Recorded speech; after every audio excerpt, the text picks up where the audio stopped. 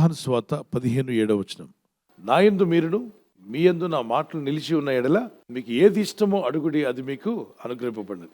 ప్రభు చెప్పాడు, నా యందు మీరుండాలి, మీ యందు నా మాటలు ఉండాలి.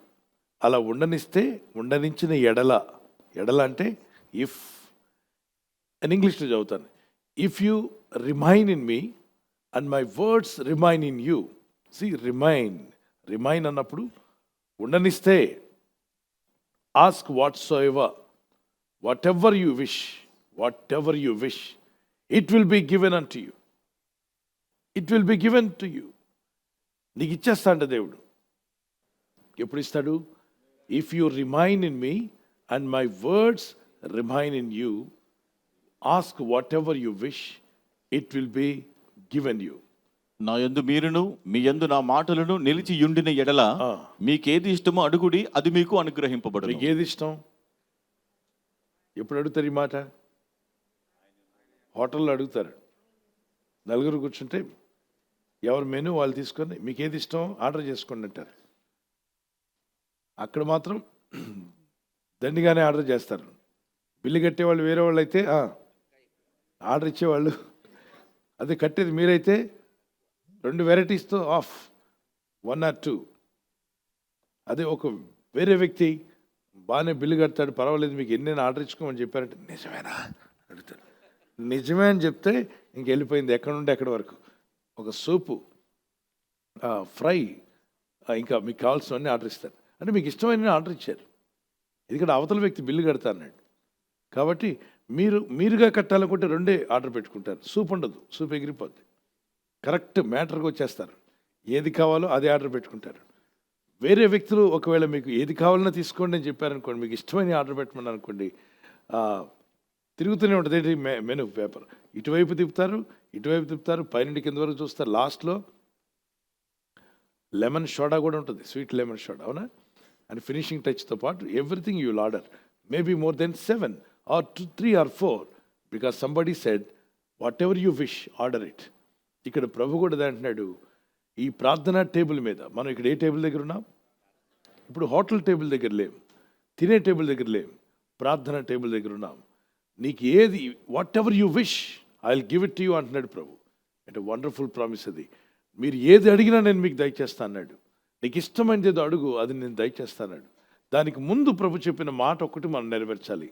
నా యందు మీరును మీ యందు నా మాటలో నిలిచి ఉన్న ఎడల మీకు ఏది ఇష్టమో అడుగుడి, అది మీకు అనుగ్రహిస్తాను. అనుగ్రహింపబడను, ఇంకంతా ఇచ్చేయబడుతుంది. అయితే వ్యర్థమైనవి ఏమీ అడగలేం. ఆ ముందు మాట మనలో ఉందనుకోండి. దేవుని మాటలు అంటే పరిశుద్ధ గ్రంథంలో ఉన్న మాటలు మన హృదయంలో ఉంటే వ్యర్థమైనవి అడగనివ్వదు బైబిల్. ఎందుకంటే వ్యర్థమైనవన్నింటిని తీసేస్తుంది. ఆగూరు ప్రార్థించాడు ఏమనంటే, దేవా నా జీవితంలో నేను 2 విషయాలు అడుగుతున్నాను, నేను చనిపోకముందే అవి నాకు దయచేయి. ఏంటది? 1 అబద్ధములు, 2వది వ్యర్థమైనవి. వ్యర్థమైనవి నాలో నుండి తీసేయి, అబద్ధాలు కూడా నా జీవితంలో తొలగించు. ఐశ్వర్యం నాకు ఇవ్వద్దు, అలాగే దరిద్రునిగా కూడా నన్ను చేయొద్దు. నేను ఐశ్వర్యవంతునైతే, బాగా ధనం ఎక్కువైపోతే, కోట్ల కొలది డబ్బు ఉంటే దేవుడు ఎవరు, నేనే దేవుణ్ణి అనుకుంటూ నేను మోసపోతానేమో, నిన్ను విసర్జిస్తానేమో, నీకు దూరం అయిపోతానేమో. ఒకసారి ఆలోచించండి. మీరు కూడా అలా అయ్యే అవకాశం ఉందంటారా? మీకు 100 కోట్లు ఆస్తి ఉందనుకోండి, వస్తారా ఉదయకాల ప్రార్థనకి? గట్టి చెప్పండి. ఒక 20 కార్లు, 100 కోట్ల ఆస్తి, ఒక 50 మంది పనివాళ్ళు, మీరు లోపలికి వెళ్తున్నా బయటకు వెళ్తున్న సెక్యూరిటీ గార్డ్స్ మీ ఇంటి ముందు ఉంటే, స్టీవెన్ పాల్ గారు ఉదయకాల ప్రార్థన పెట్టారని వస్తాను, ఆయన చేసుకోమనండి అయ్యా, నాకెందుకు అంత. ఎందుకు? నీ డబ్బు నిన్ను ప్రార్థనకు రానివ్వదు. నీకున్న హోదా దేవుడినే మర్చిపోయేలా చేస్తుంది. అందుకే ఆగూరు ప్రార్థించాడు, దేవా నన్ను ఐశ్వర్యవంతునిగా చేయొద్దు అని చెప్పి దరిద్రునిగా కూడా చేయొద్దు. తగినంత నాకు దయచేయదు. నాకు ఎంత అవసరమో అంత దయచేయి. నాకు ఇల్లు అవసరం, ఇవ్వండి. నా బిడ్డలకు ఏదైనా అవసరం, ఇవ్వండి. నా కుటుంబాన్ని నడుపుకోవడానికి అవసరం, ఇవ్వండి. ఉద్యోగమో వ్యాపారమో, నాకు బిడ్డలను పోషించుకోవడానికి, అలాగే ఇల్లు నడుపుకోవడానికి, నా పిల్లలకి ఏదైనా కొనివ్వడానికి, ఒకవేళ పెళ్లి టైంలో వాళ్ళకి ఏదైనా ఇవ్వాల్సి వస్తుందేమో, అది కూడా నాకు దయచేయండి.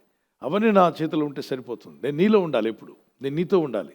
తీసేయాల్సింది 2 చెప్పాడు. ఏంటి తీసేయమన్నాడు? వ్యర్థమైనవి తీసేయి, అబద్ధాలు తీసేసాయి, వ్యర్థమైన కోరికలు, వ్యర్థమైన ఆశలు నాలోండి తీసేసాయి. తర్వాత ఏమడిగాడు? ఐశ్వర్యాన్ని ఇవ్వద్దు, దరిద్రతని ఇవ్వద్దు, నాకు మాత్రం తగునంత వ్యర్థమైన వాటిని, అబద్ధములను నాకు దూరంగా ఉంచుము. పేదరికమునైనను ఐశ్వర్యమైనను నాకు దయచేయకము. తగినంత ఆహారం నాకు అనుగ్రహించు. దేవుడు మీకు తగినంత దయచేయాలని ఆశపడుతున్న వారు చేయొద్దండి. మీరు ఎప్పుడు దేవునితో ఉండాలని ఆశిస్తున్నారా? దేవుని కృపలో మీరు వర్ధిల్లుదురుగాక. అలాగే దేవుని పనులకు, దేవుని రాజ్య విస్తరణకు, మందిర నిర్మాణాలకు ఇవ్వాలని మనసున్న వారు చేయొద్దండి. అయితే మీ దగ్గర ఉంటే కదా ఇస్తారు. ప్రభా, ఇవ్వగలిగే స్థితి నాకు దయచేయమని అడగండి. ఆ స్తోమత నాకు దయచేయండి. ఏమైనా ప్రభు మీకు అది అనుగ్రహించునుగాక.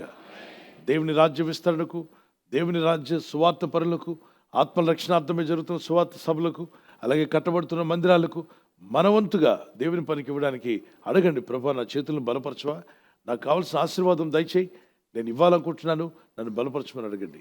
నా కుటుంబానికి కావాల్సిన సహాయం దయచేయమని ప్రార్థన చేయండి. ఆయన చెప్పిన చిన్న సింపుల్ వర్డ్, నా మాటలు మీ యందు, మీరు నా యందు నిలిచి ఉండండి. అప్పుడు మీకు ఏది ఇష్టమో అది అడగండి. Avoid in me, let my word remain in you and your self remain in me. దేవా, నీ సన్నిధిలోనే ఉంటాను, నా యందు మీరును, మీ యందు నా మాటలు నిలిచి ఉన్న యెడల నీకు ఏది ఇష్టమో అడుగుడి, అది మీకు అనుగ్రహింపడును. మరి మీకు చాలా ఇష్టాలు ఉన్నాయి, ప్రభు దగ్గర అడుగుదాం. దేవుని వాక్యాన్ని మీ మనసులో పెట్టుకొని ప్రార్థిద్దామని వారి చేతులను పైకెత్తగలరా? Shall we close our eyes and remember this promise and pray to God? కళ్ళు మూసుకుందాం. ఈ వాగ్దానాన్ని జ్ఞాపకం చేసుకుని దేవునికి ప్రార్థన చేద్దాం. Father, teach me how to remain in you. తండ్రి, నీలో ఎలా నిలిచి ఉండాలో నాకు నేర్పండి. How to remain in God. దేవునిలో ఎలా నిలిచి ఉండాలో How to నేర్పండి. remain in your word in my life. ప్రభా, నా జీవితంలో నీ మాటలు యందు మేము నిలిచి ఉండుటకు సహాయం చేయి. So that you will bless me. అప్పుడు నీవు నన్ను దీవిస్తావు. Father, anoint your people now. తండ్రి, ఇప్పుడే నీ ప్రజలను Fill them అభిషేకించండి. with the Holy నీ Spirit. పరిశుద్ధాత్మతో నింపండి. Transform their lives, Lord. వారి my God. జీవితాలు రూపాంతరపరచండి. Everybody ask whatever you need it. ప్రతి ఒక్కరు అడగండి, ఏది మీకు అవసరతగా ఉందో దేవుని అడగండి. You are asking for good health, ask. మంచి ఆరోగ్యం కొరకు అడుగుచున్నారు, You are అడగండి. asking for a job, you can ask. ఉద్యోగం కొరకు అడుగుచున్నారు, అడగండి. Maybe you are asking for a business.